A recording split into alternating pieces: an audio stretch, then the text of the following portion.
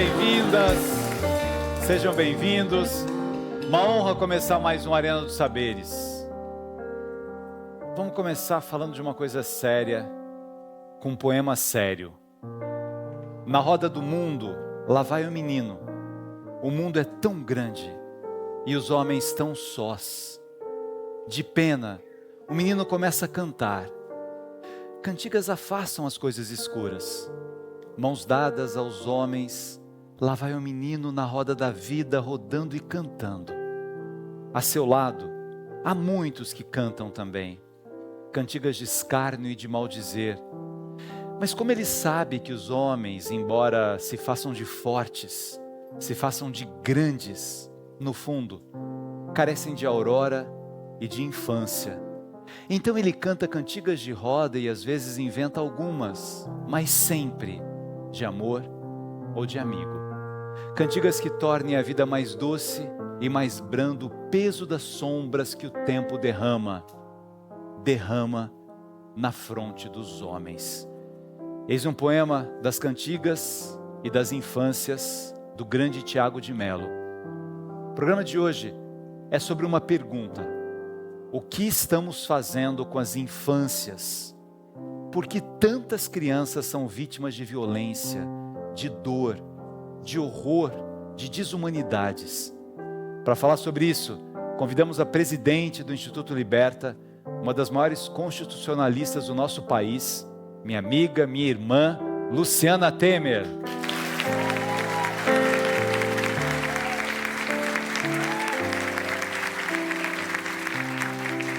E no terceiro sinal, uma mistura de comédia e drama que nos leva a refletir sobre identidade, ancestralidade e a busca pela aceitação. Meu Remédio, um monólogo escrito a partir da história do ator e sua relação com seu nome. Alegria imensa de receber também um grande amigo, Mohamed ou Mohamed ou Mohamed ou Mohamed ou Mohamed, a conversa sobre isso. Seja bem-vindo, Mohamed Arfouchi.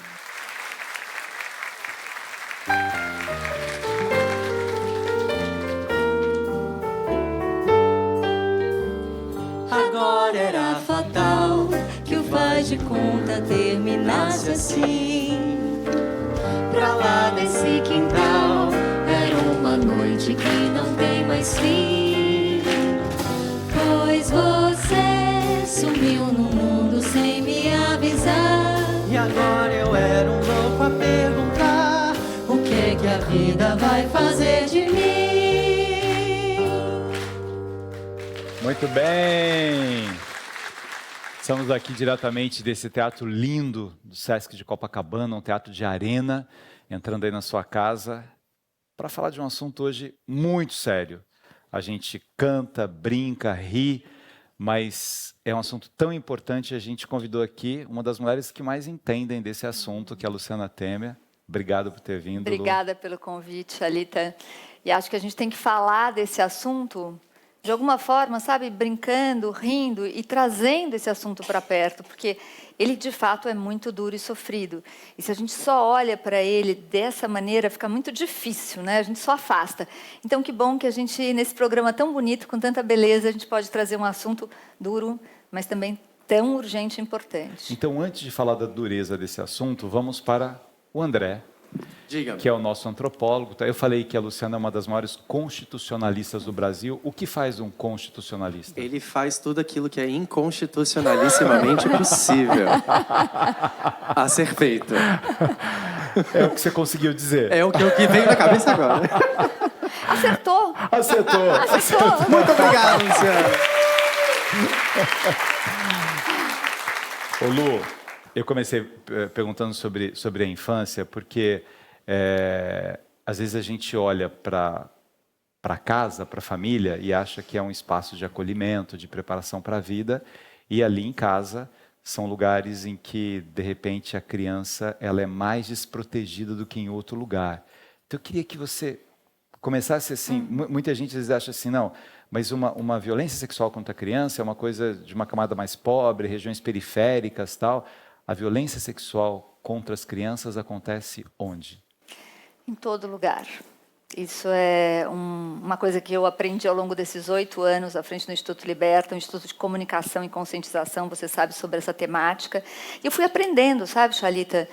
Porque eu também achava, quando comecei esse trabalho, que era uma questão muito dura, né? Você fala em violência sexual contra crianças, dá até um dor de estômago, né?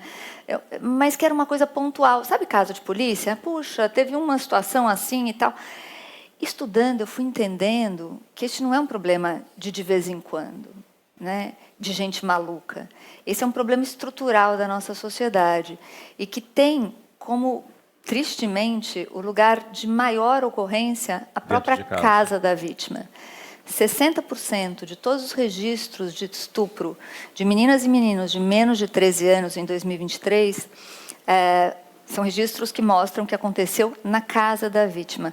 85% das vezes foi praticado por familiares ou pessoas muito próximas.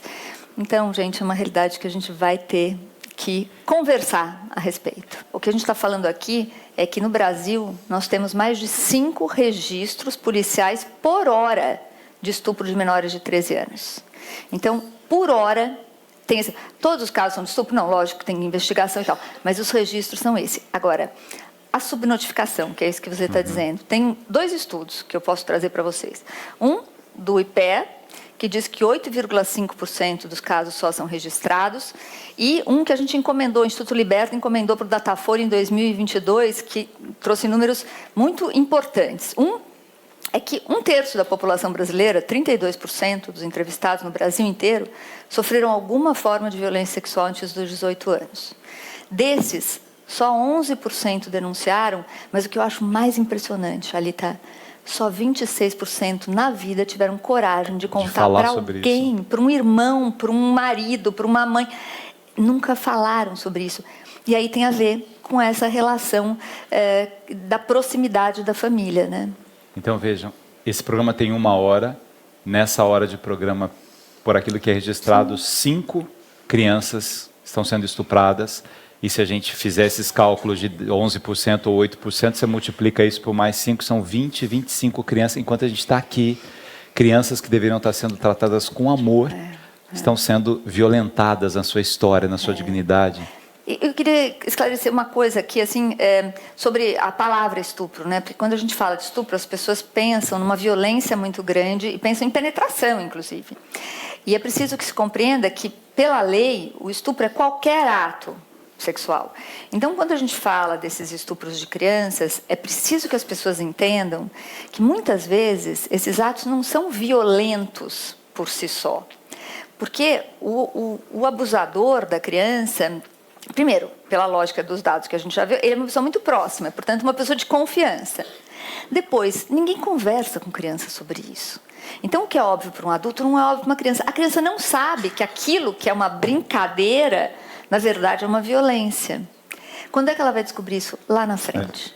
Sabe que tem um vídeo que eu gosto muito daquela apresentadora americana, Oprah, que ela foi vítima de violência, ela engravidou aos 12 anos de um estupro do tio, acabou perdendo a criança e hoje é uma mulher poderosíssima, né? Porque eu sempre digo isso, Chalita, violência sexual não define ninguém, né? Você pode sofrer uma violência e ser uma pessoa muito potente. Agora, a gente precisa falar para que essa violência não aconteça. E a Oprah, ela tem uma militância, e tem um vídeo dela no YouTube em que ela entrevista abusadores de crianças num presídio. E aí ela fala para mim, mas como é que você fazia para sua neta de 5 anos não contar para os pais? Ele falou, eu falava a verdade. Eu dizia que se ela contasse, o pai dela ia me bater e nunca mais a gente ia se encontrar. Ela gostava muito de mim, ela não queria que isso acontecesse. Então, a gente precisa entender como é que essa violência acontece para poder proteger nossos filhos e filhas, netos e netas. Né? Isso é tão estranho, porque aí você imagina alguém dizendo assim, mas se ele gostava, estava fazendo com o avô, se ele gostava... Ele tem 4 anos, não é uma questão de gostar.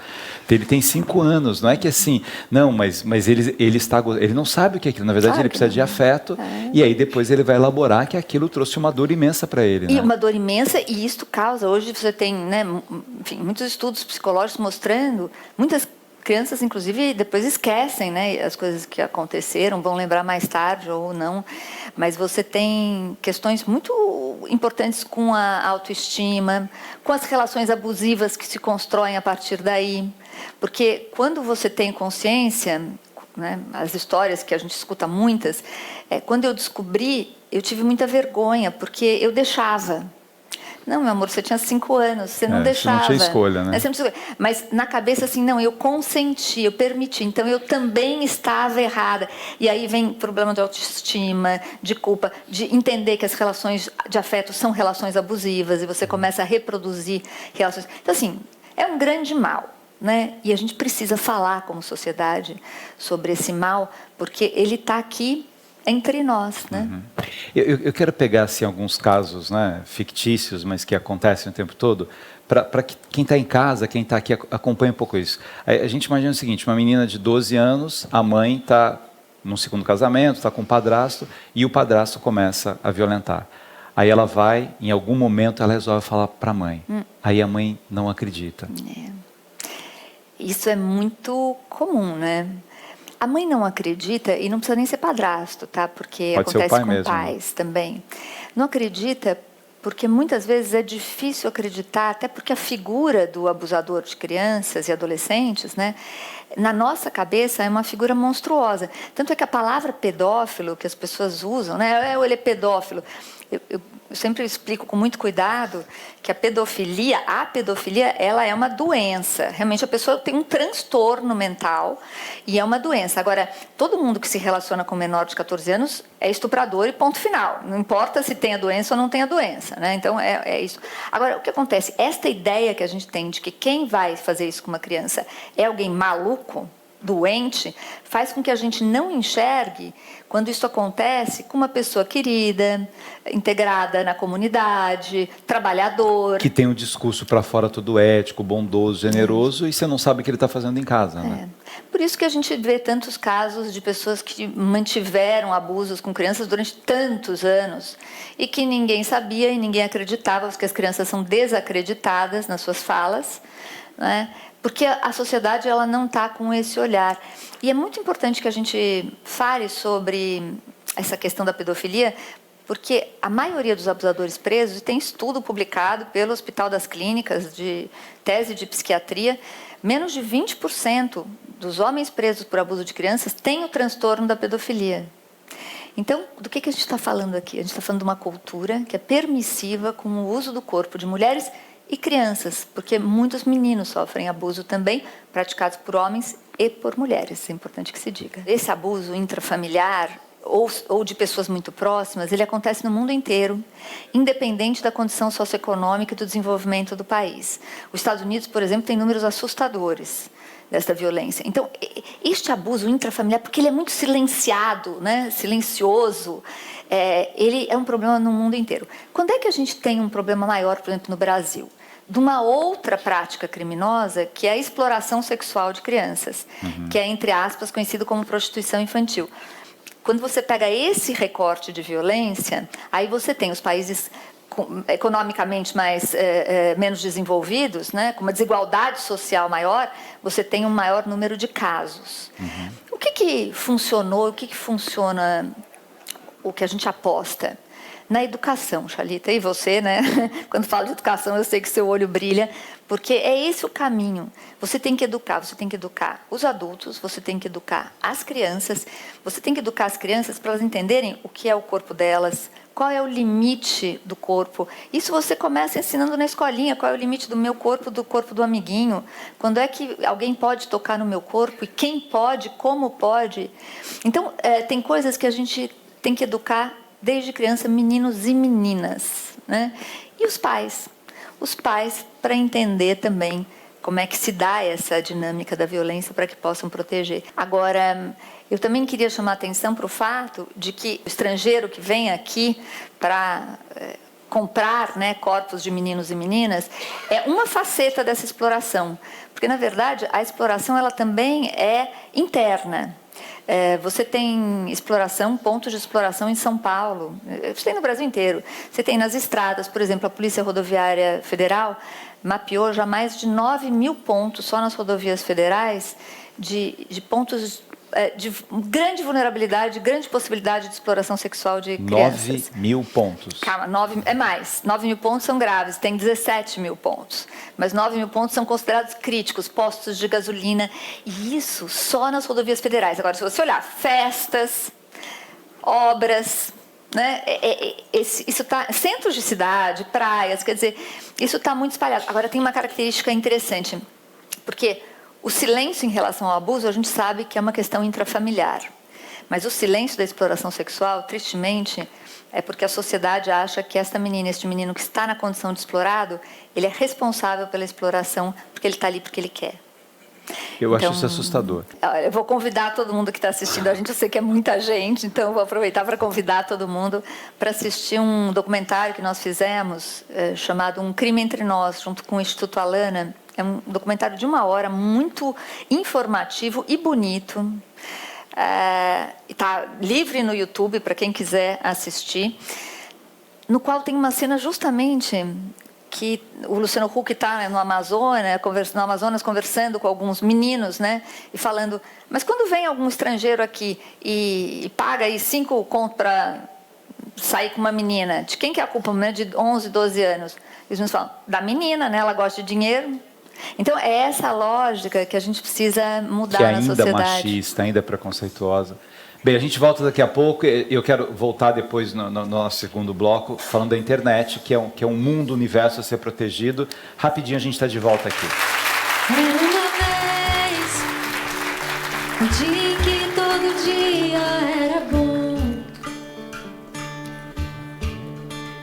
delicioso gosto e o bom gosto das nuvens serem feitas de algodão. É que a gente quer crescer, e quando cresce quer voltar do início.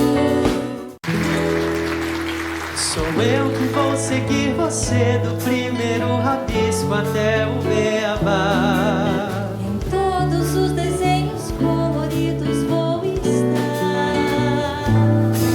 Só peço a você, por favor, se puder, não me esqueça num canto qualquer.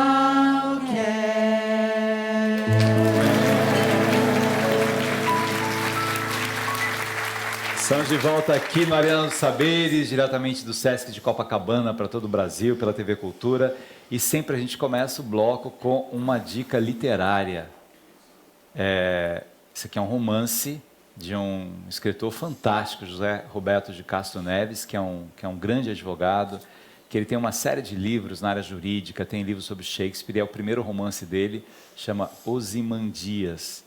É um livro que mistura uma dimensão da filosofia grega, tem uma dimensão trágica, mas que fala desse horizonte familiar, essa complexidade das relações familiares.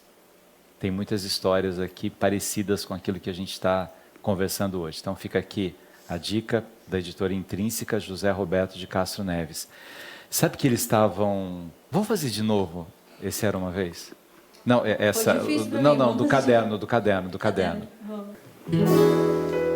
Sou eu que vou seguir você do primeiro rabisco até o beabá. Todos os desenhos coloridos vou estar. Só peço a você, Por favor, se puder, não me esqueça num canto qualquer.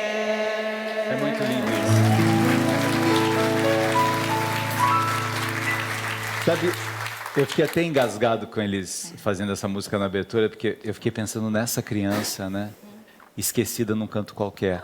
E assim, a violência contra a criança é de uma covardia tão grande. Quando é em casa é mais covarde ainda, porque ela não tem o que fazer. Ela está num canto qualquer.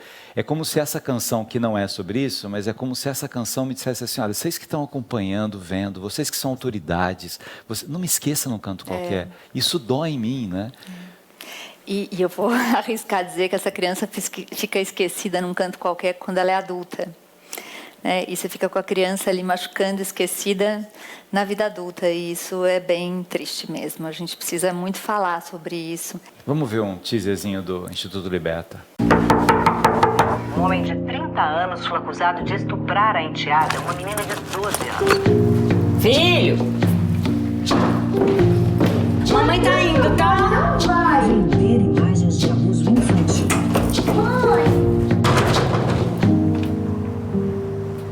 A violência sexual infantil é assunto de prioridade máxima. Saiba mais em @Instituto Liberta.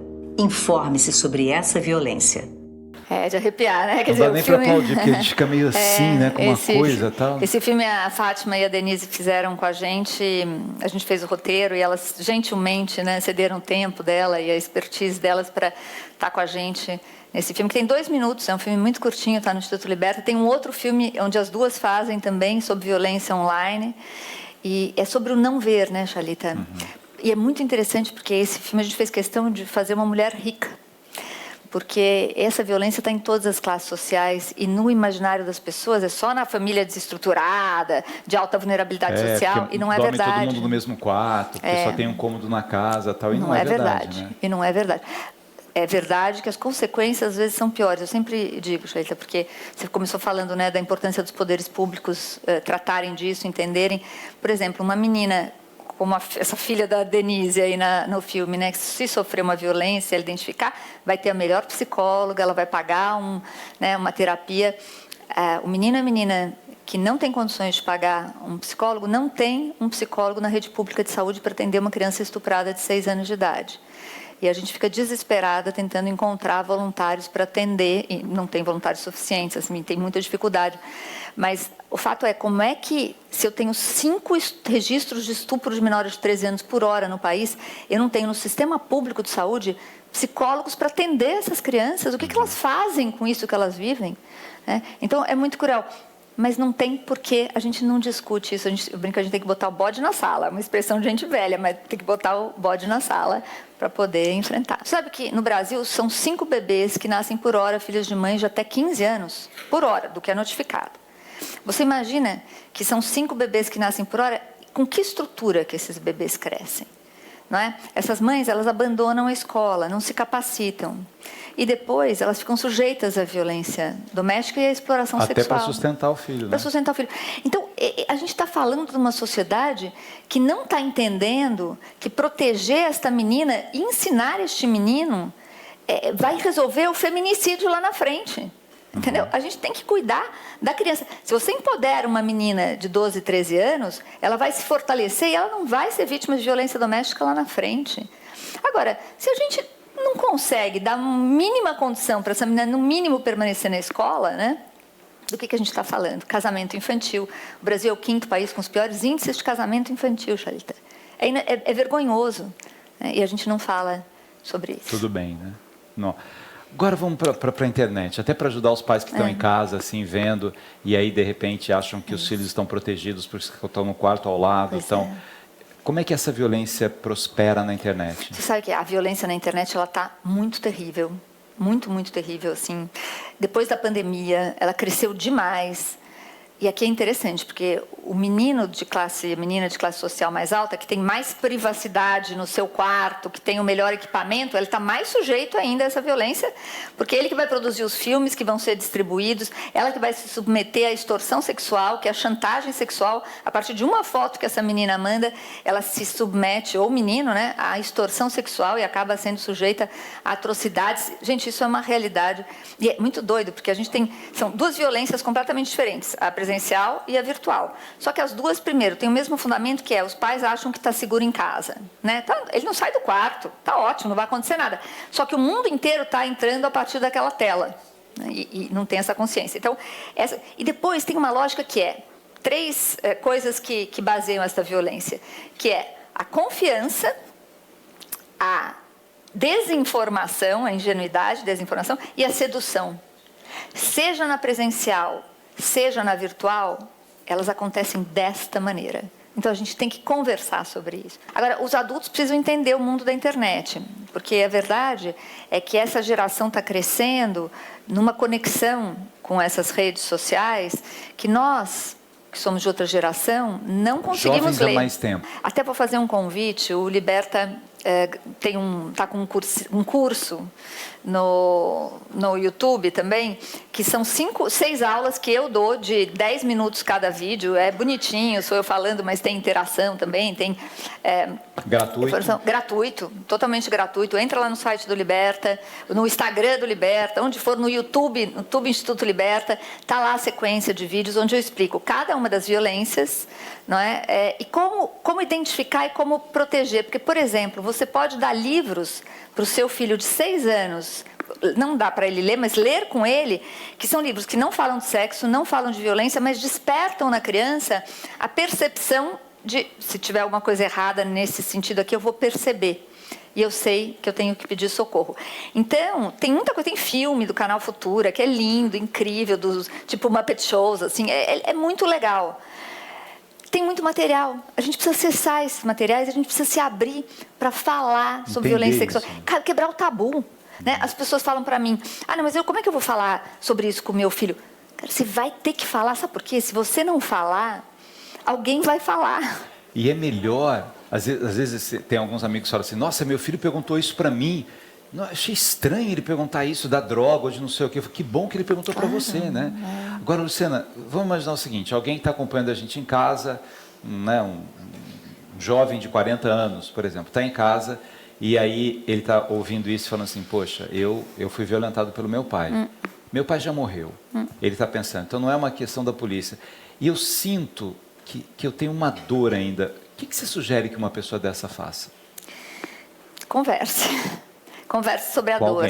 Com alguém. Sabe que a Vera Iaconelli participou de um dos nossos seminários, você também participou de um seminário nosso, né, com a Folha de São Paulo, e a Vera Iaconelli, que é uma grande psicóloga, né, e pensadora da psicologia, ela disse uma frase que ficou para mim para sempre, que é o seguinte, a linguagem é o primeiro passo para a cura. A gente se cura pela linguagem. Então, quando você tem uma dor que você guarda só para você, é muito difícil lidar com ela. Mas se você divide essa dor com uma pessoa que é da sua confiança... Você sabe que outro dia eu peguei um táxi, eu ando muito de táxi, eu converso muito com os taxistas, eu adoro. Eu também. Adoro, acho tão legal, uma troca, né? Boa você estar ali. Enfim, o fato é que ele escutou eu dando entrevista no telefone enquanto eu estava no táxi, ele falou para mim, a senhora fala disso e tal, não sei o quê. Aí ele falou, a senhora sabe, eu outro dia contei para os meus filhos, que têm 14, 15 anos, que eu sofri uma violência sexual quando eu era menino, lá no norte.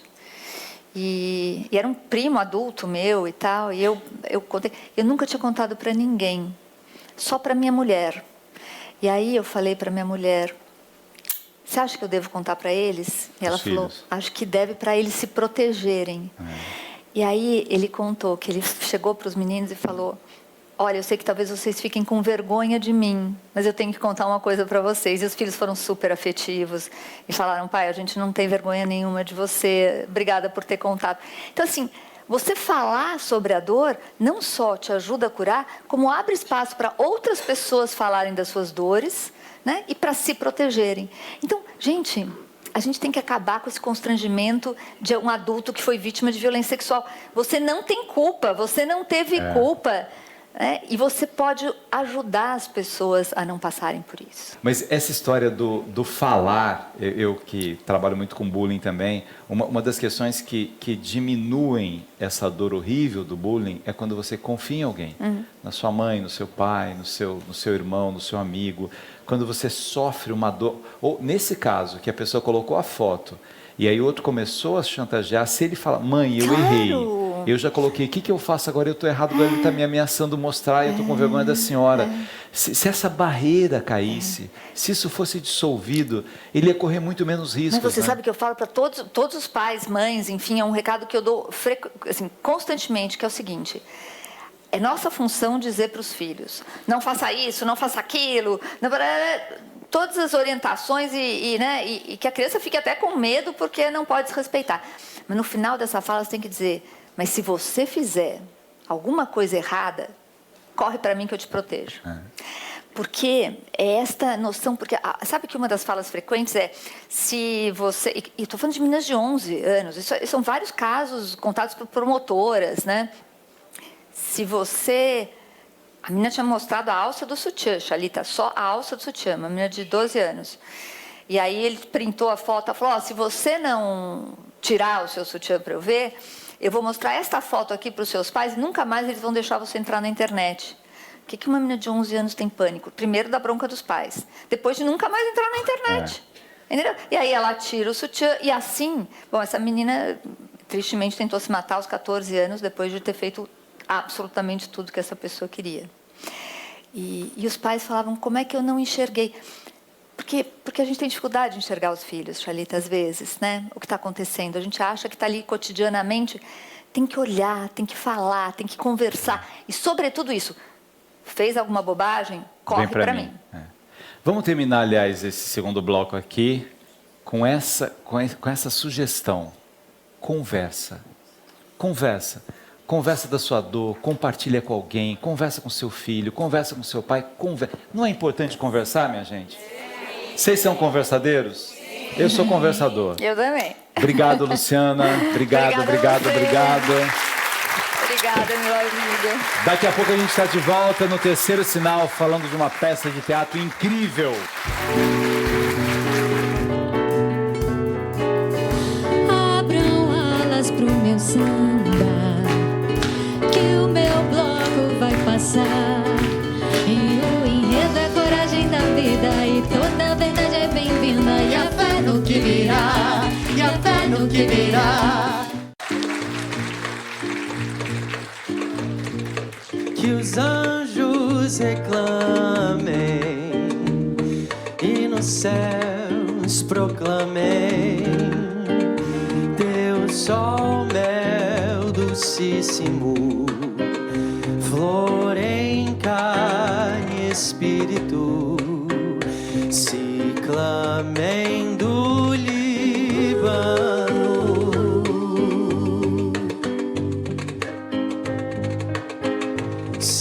Ciclamen do Líbano,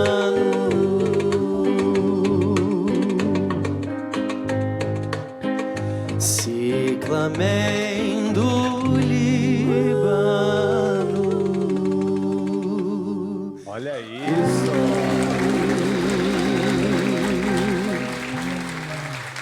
Estamos de volta aqui. Agora no nosso Terceiro Sinal, esse é o momento do nosso programa em que a gente sempre fala de uma peça, né, ou de um espetáculo, de uma manifestação cultural, de alguma coisa muito boa. Eu sou fã desse cara, desse ator. A peça dele é incrível. Na verdade, eu não sei o nome dele. Eu não sei se é Mohamed, se é Mohamed, se é Mamed, se é Mamed, Ramsés, Mahomed, Mahmoud. E a peça é sobre isso, que legal. Cara, olha que coisa interessante, a gente estava conversando aqui com a Luciana Temer sobre uma coisa que é dura de falar, mas que é necessário, sobre, né, violência contra a criança, violência sexual contra a criança, e ela dizendo que essas dores, né, uma das questões que mais nos ajudam depois a superar é conversar sobre isso, é falar sobre isso. Você sabe que eu estava escondidinho ali, eu peguei essa conversa, eu fiquei pensando tanto nisso. E aí eu falei, ela falou uma coisa linda, né? Você abrir com uma pessoa de sua confiança, conversar com alguém. Acho que o primeiro passo para qualquer cura é colocar para fora, né? Você começa o processo curativo quando você fala. E aí eu fui fazer isso falando com a plateia inteira, olha só. E todas as noites eu estou fazendo isso. Ô Mohamed, e é tão legal que assim, a sua peça ela é tão engraçada, a peça, e ao mesmo tempo ela é uma homenagem, né, à cultura sírio-libanesa, árabe, sim, né? Sim. A sua família, as suas origens. E hoje você ri disso, mas de uma dor que é esse nome, né? Porque assim, eu não tive facilidade com o meu nome. Vocês imaginem, gente. Olha só, é Mohamed ou Mohamed? Meu pai fala Mohamed. Aí ficava aquela coisa, né? E eu pensava, chegar num colégio, eu com 5 anos de idade, 6, 7, como é que é seu nome? Mohamed! É uma coisa difícil. É difícil. Se eu falasse na pracinha, todo mundo ia embora. Não sobrava um, porque não sabia falar meu nome. Vamos jogar bola? Vamos. Como é que é o seu nome? Mohamed! Não, sai! Então, assim, era difícil na década de 70, 80, enfim. E aí eu falei, bom, eu vou cariocar meu nome. Vou me chamar de Mohamed. Porque aí ficou mais fácil, bem, abrasileirei. E aí chegavam, seu nome não é Mohamed. Seu nome é Mohamed. Aí eu falei, meu Deus. Aí eu comecei a falar, eu tô com dupla personalidade. Uma hora eu falo Mohamed. Aí eu comecei a falar Mohamed com quem eu não conhecia. E falava Mohamed com quem era meu amigo. Eu falei, gente, tá esquisito isso pra mim. Esse jogo tá meio estranho. E eu passei minha vida tendo que responder isso. Assim, era portaria de prédio, era na chamada. Eu tinha Portaria trauma. deve ser maravilhoso, né? Gente, o porteiro para avisar que você vai. Não, é uma tragédia, é uma tragédia. Como é que a senhora... dá licença, eu vou na casa do Xalita. Vai para onde? Casa do Xalita. Como é que é a senhora? Mohamed. Hein? Mohamed. Oi! Meu Deus do céu, cara. Aí eu tinha que traduzir. Eu passava meia hora na portaria tentando explicar o meu nome, cara. E assim foi com relacionamentos, assim foi também com chamada de turma. Xalita, eu tinha trauma de chamar. Eu tentava sentar no fundo da turma. Eu tinha crise de nervoso. E eu olhava para a turma estava assim, o professor começava, Aline, Bernardo, Gabriel. Aí meu coração... Tá chegando o M, tá chegando o M. Aí vinha, Maria. sei lá, Jaqueline, Luciano. Sempre tinha, gente, uma Monique, que era meu trauma. Que a Mariana, a Michelle, Monique. Já olhava pra turma, a turma já estava assim, ó. E aí pronto, aí o professor é bo, é mal, é mamamu, é moamá, quem é essa pessoa? Levanta a mão, quem é essa criança? Gente, é trauma. Agora você pega isso e multiplica pelo número de professores de cada ano letivo, gente. Eu não tinha como, assim. Aí eu fui ter uma conversa com a minha mãe. Eu falei, eu preciso mudar de nome, mãe. Aí eu falei, não. E aí começou essa questão da... Sua mãe não era síria, né? Não, minha mãe é filha de imigrante português. Brasileira. Meu avô, seu Antônio, é português, né? E por parte de mãe também tinha a minha avó, Dona Augusta, que também era portuguesa. Ou seja, eu era metade árabe, sírio, né? Metade português e mergulhado no Brasil, né? Ou seja, que é totalmente... E eu acho que isso é o nosso tecido cultural. Somos plurais, somos diversos. E isso, aliás, sempre me encantou, Xalita. Assim, um dos motivos de eu também querer falar sobre isso, sempre me encantou pensar no meu pai, ou em qualquer imigrante, que abandona a sua terra natal, no caso do meu pai, para tentar a vida, ganhar dinheiro, vir para o Brasil para poder ajudar a família, que era enorme e pobre, poder ajudar a família na Síria. Então, quando vem para cá, vem sem saber ler, escrever, vem sozinho, vem só com o dinheiro da passagem. Numa época que não tinha celular, que não tinha internet, que não tinha nada, era um mundo completamente desconhecido, né? Meu pai foi camelô, meu pai trabalhou em loja de fruta, meu pai fez miçangas e bijuterias. Então eu fico pensando assim, na coragem de uma pessoa que vem pro Brasil. Gente, a gente tem uma dor de barriga, a gente tem uma dor de dente, a gente fica triste, liga para o pai, liga para a mãe, tá... Como é que você vai ligar para naquela época? Não era assim, era telefone discado, você tinha que ter... Não era assim, você liga a celular, que hoje em dia, internet, você fala com outro país de uma maneira fácil. Então, era muita solidão. Era uma choradeira no porto, né? Nossa. Eles vinham pelo porto de Beirute e alguns dos imigrantes não sabiam para qual da América ia, se era para de cima ou para de baixo. Se era Nova York ou Brasil, né? Parava às vezes na Argentina, você não sabia para onde estava indo, né? E, então, você fica pensando assim na coragem dessa pessoa. E eu pensava assim, meu pai teve essa coragem, eu não sei se eu teria. E eu estou aqui hoje devido a essa coragem. E eu acho isso incrível. Falei, eu preciso falar, eu preciso desenvolver isso.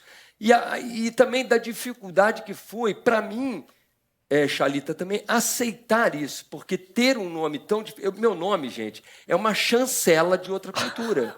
Né? Porque meu nome é assim, no teu caso, né? Você é Xalita, mas o primeiro nome não é Gabriel, Xalita. Né? Facilita a vida. Aí né? facilita, porque Gabriel, assim como tem vários amigos, Miguel, tem um amigo também ator, Miguel Jorge. Nader. Então é Miguel, mas tem o Nader. O meu não, o meu já é Mohamed. Com sobrenome E difícil aí, quando também. veio o sobrenome para facilitar, Harfush. Eu não passo incólume por... Olha, inúmeros programas de entrevista, a pessoa para comigo, a produção fala... como é que Como fala? pronuncia mesmo? Mohamed. Eu falo Mohamed, tá bom. E o sobrenome? Harfush. Você pode gravar para mim, só para saber? Harfush. Beleza. Estamos aqui com Mahomed Rafuki. Rafashi. Ravashi. Não dá, não tem como. Eu já relevei tudo. Eu falei, é isso aí, tá? Foi muito bom, muito bom. Agora, você falou que você estava falando com a sua mãe, do seu nome, aí sua mãe falou o quê? Não, minha mãe falou, meu filho, não, o seu nome é muito Quero bonito. trocar de nome. Não, eu cheguei até esse papo com a minha mãe. Eu falei, mãe, tá dando não, mãe. Mãe, por que você fez isso comigo, mãe? Que foi, meu filho? Mamãe, ninguém no meu prédio, ninguém no meu bairro, ninguém no meu colégio, ninguém no meu país chama Mohamed, mãe. Eu não conheço um, mãe. E aí, minha mãe escuta aquilo, né, e fala, não, meu filho, tenta, né, relevar, explica a história. Eu estou tentando não contar a história da peça inteira Não, aqui. gente, mas a peça é maravilhosa, pode contar. Mas é sobre isso, né? Porque aí tem essa diferença cultural, gente. Meu pai muçulmano, minha mãe católica, né? Meu avô espírita. Olha só. É sério, gente. Eu vivi nesse... Né? Eu te juro por Deus, num lado eu bato no islamismo, no outro eu estou batendo no cristianismo, ali no outro meu pai está lá, católica, minha mãe católica e meu avô espírita. Então, mas cara, eu acho tão lindo isso é uma aula de um compromisso civilizatório. Cara, e todo mundo se amando assim mesmo. Olha, né? que maravilha isso na minha vida. E a gente nasce nesse berço cultural que é um presente. E aí eu falei, e por que eu tive tanta dificuldade? E aí eu começo a entender, a minha dificuldade, sobretudo, era com a minha questão, porque assim, o português, ele está inserido na nossa colonização de tal maneira, porque é tudo ocidental, a gente está ali já acostumado e tal. Mas o árabe, a língua já começa, né? Eu escutava meu pai conversar com os parentes, e eu não entendi o que é. Pai, o que está acontecendo? Pai, eu falei, pai, mas o que é isso? Eu tá falando eu te amo, tá falando eu te amo.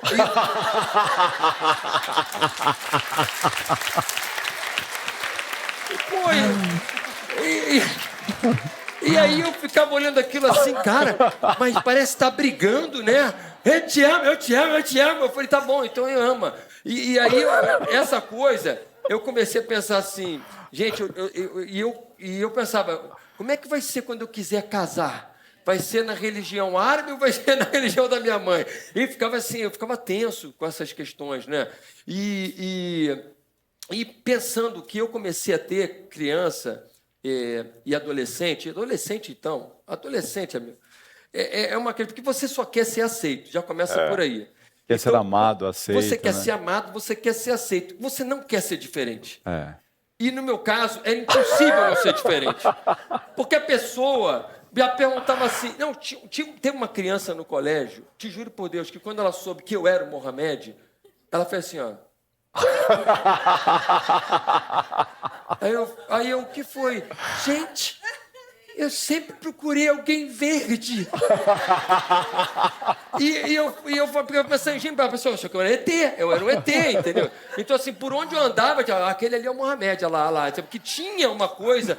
E porque na década de 70, 80, não era tão comum você ter um Mohamed andando por aí. Não, né? no Brasil, né? Não no Brasil. Aliás, gente, meu nome é o mais comum do planeta. Vocês sabiam disso?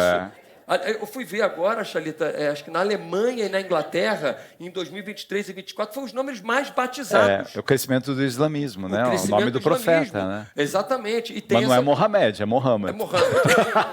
Só aí a gente vai discutir depois. Agora, você sabe que é uma coisa legal da peça também? É assim, eu ri muito, né? A peça é isso, vocês vão rir muito. Tem um momento que ele conta do pai dele, que foi pegar ele na escola... que estava com a namorada. É porque assim, eu fazia um curso de inglês, né? E aí o meu pai vinha me buscar na saída. E aí, eu lembro que eu estava tentando, né? Dando uma ideia na gatinha, né? Falando com ela. Pô, e aí? E ela nunca me deu bola, gente. É só tomar toco. E aí eu ali e tal. E um dia que ela começou a ficar conversando comigo, eu achei super legal e tal. E meu pai sempre me buscava na saída, à noite, que o curso era à noite. Quando eu chego na porta, porque eu estou saindo de um maior papo com a gatinha, pai, não sei o quê, quando eu olho, tá meu pai de camisolão. No meio de Ipanema, lotada Ipanema, ele de camisolão. E assim... me esperando, gente, me esperando. E aí eu olhei aquilo assim, falei, ih, volta que eu esqueci o caderno, volta. Eu fiquei sem ação na hora, gente. Já acabei com o programa aqui. Não, tá ótimo. Tá tudo certo aqui, pronto, botei. Aí eu na situação, olhei aquela situação, eu gelei, eu falei, pai... Justo hoje. Mas justo hoje, pai. Então, assim, era em sequência. E eu, por muito tempo... E aí, bom, também como ator, né, gente? Várias pessoas falaram assim, esse nome mesmo? Teste, sabe quando você vai fazer teste, você tem que abrir a plaquinha? Ficava aquele hiato, é esse nome mesmo? Então, assim, é uma coisa que me perseguiu. E aí eu pensei, gente, por que eu tinha isso? E aí eu me dei conta que eu tinha um tesouro na minha mão, né? Que é essa diversidade já no seio do meu lar, tendo essa oportunidade de conviver com culturas... Aí, Mohamed, é que a parte, né, assim, ela é muito engraçada, como eu estava dizendo, mas eu chorei muito na peça, por exemplo. Eu vi muitas pessoas chorando, assim, porque... minha mãe é síria, né, meu pai é filho de libanês, e primeiro você imita o seu pai, eu via todos os meus tios, a coisa é igual. E depois que a peça é um carinho para o seu pai. É tão lindo, assim, porque tem toda essa parte engraçada, de uma auto-ironia, né? Que é uma coisa que os gregos falavam que era a forma mais desenvolvida de inteligência, você fazer ironia com você mesmo, né? Você olhar para você e revelar essas coisas. Mas no momento em que você vai com aquela profundidade, né? Do encontro com seu pai, do significado disso, independentemente de quem é imigrante ou não, quem tem, né, de uma geração, enfim, o fato de você ser filho de alguém é uma homenagem a isso, é uma homenagem a laços, porque as famílias elas têm trajetórias diferentes, né? E é tão bonito assim um filho, de repente, levar isso para lá, a brincadeira, o humor, e o amor profundo pelo seu pai e pela sua mãe, né? Eu fico até emocionado. Meu Deus, como ele fala bem, gente. Olha, mas é que eu acho que assim, sabe? A Vanessa Gerbelli, eu tive muita dúvida, Chaleta, se eu iria fazer essa peça ou não. Eu fiquei 2 anos escrevendo. Primeiro porque eu sou ator há bastante tempo, mas escrever é diferente, né? Ainda mais para teatro. Então eu falei assim, eu tentei achar... alguém que quisesse escrever, quando eu não consegui dar match com ninguém, eu falei, sou eu, vou ter que encarar a tela branca e vamos embora. E comecei. E aí eu falei, não vou botar filtro, vou me jogar. E eu falava, quem vai querer ver isso? Para que eu vou falar da minha vida? No dia que isso está muito idiota, não, vou continuar. Aí parava, ficava 2 meses sem tocar.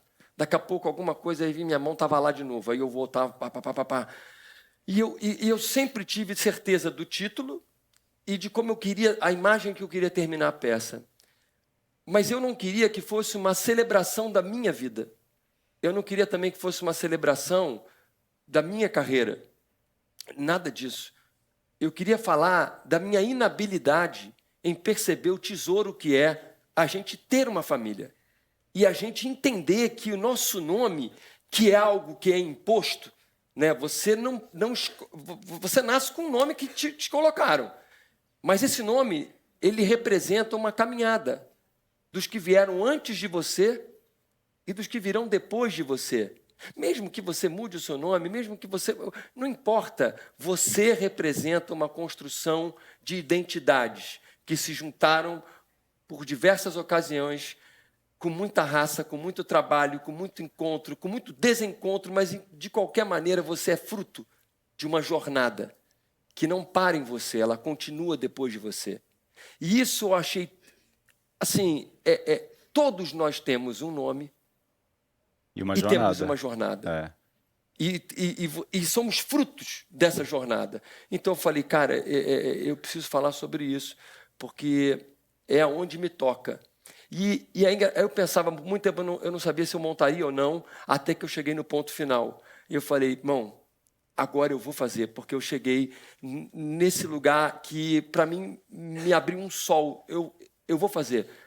E o que eu não imaginava, Xalita, é que uma história tão pessoal fosse tocar as pessoas de uma maneira tão plural.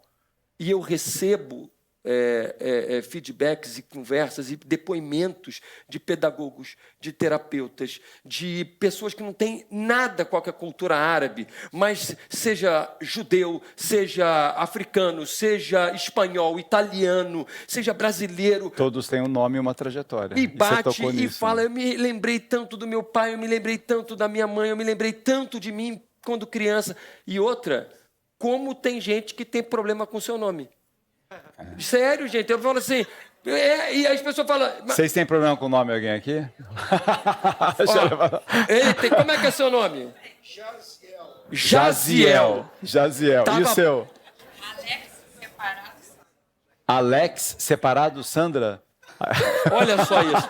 Ela já até sabe como é que é essa. Alex separado Sandra. Tem até o gestual, ó. Alex separado Sandra. Mohamed, vamos convidar o pessoal para a peça? Vamos. Olha, gente, a peça para falar com você mesmo, porque a câmera que eu olho aqui... Olha para aquela câmera lá para falar. Estou com você aqui.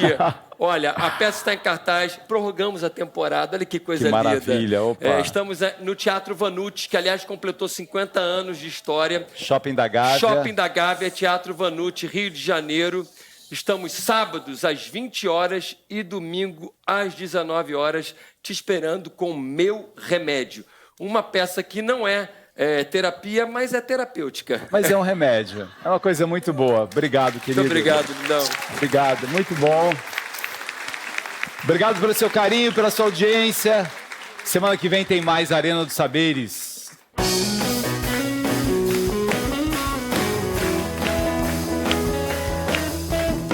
E a gente vive junto, e a gente se dá bem. Não desejamos mal a quase ninguém. E a gente vai